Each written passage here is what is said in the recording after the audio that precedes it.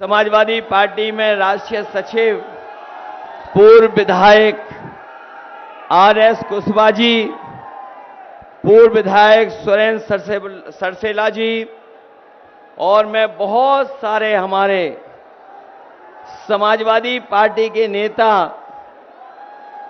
जिनके मैं नाम नहीं ले पा रहा हूं, सभी हमारी पार्टी के वरिष्ठ नेता इस चुनावी जनसभा में उपस्थित, सभी हमारे किसान भाई, बड़ी संख्या में हमारे नौजवान साथी, पत्रकार बंधु और माताएं बहनें, मैं सबसे पहले यहां पर इस सभा में उपस्थित आप सबका बहुत बहुत धन्यवाद और आभार प्रकट करना चाहता हूं। मैं देख रहा हूं कार्यक्रम में जहां पंडाल में कुछ छाया है, लेकिन गर्मी और उमस है, लेकिन हमारे बाईं तरफ और पीछे की तरफ पंडाल और पंडाल के बाहर भी और दाईं तरफ और जहां से मैं चल के आया हूं, जो पीछे पंडाल और हेलीकॉप्टर और आसपास लोग हैं, जहां इतनी तपती हुई गर्मी है, दोपहरी है, थोड़ी बहुत धूप अपनी गमछों से बचा रहे हैं, लेकिन उसके बावजूद भी बड़ी संख्या में हमें लोग दिखाई दे रहे हैं। ये जो जन सैलाब दिखाई दे रहा है, ये जो समर्थन है जन सैलाब का, ये बता रहा है कि नारायण दास अहिरवार जी इस बार रिकॉर्ड मतों से जीत करके जा रहे हैं। अभी तक जो चुनाव आप लोगों ने देखा होगा, 4 चरणों में चुनाव हो चुका है। 4 चरणों का चुनाव हो चुका है। 4 चरणों के चुनाव की हवा बुंदेलखंड तक पहुंच गई होगी। ये भारतीय जनता पार्टी के लोग 4 चरणों में धराशायी हो चुके हैं और जब ये चुनाव बुंदेलखंड की तरफ आया है तो बीजेपी का जो अहंकार है, बीजेपी का अहंकार को बुंदेलखंड की जनता उनके अहंकार को खंड खंड करने का काम करेगी। जहां हमारी बुंदेलखंड की धरती के लोग अपने दुश्मन को पहचानते हैं,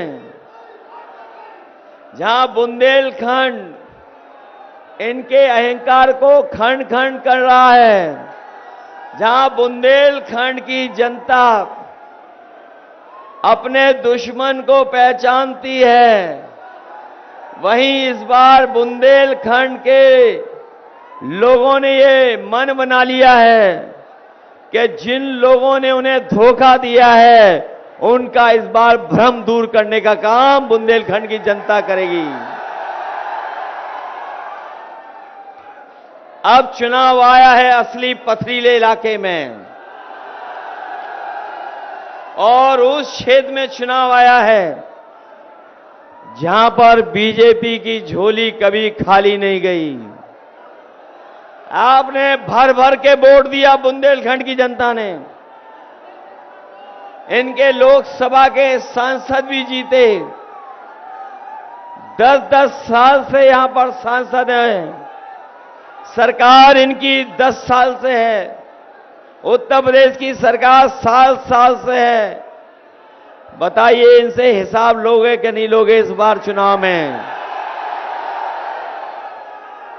जो बुंदेलखंड की जनता और खासकर उरई, जालौन और कालपी की जनता को इस सरकार ने कुछ नहीं दिया। इनकी दिल्ली वाली सरकार, लखनऊ वाली की सरकार, इन्होंने इस क्षेत्र के लिए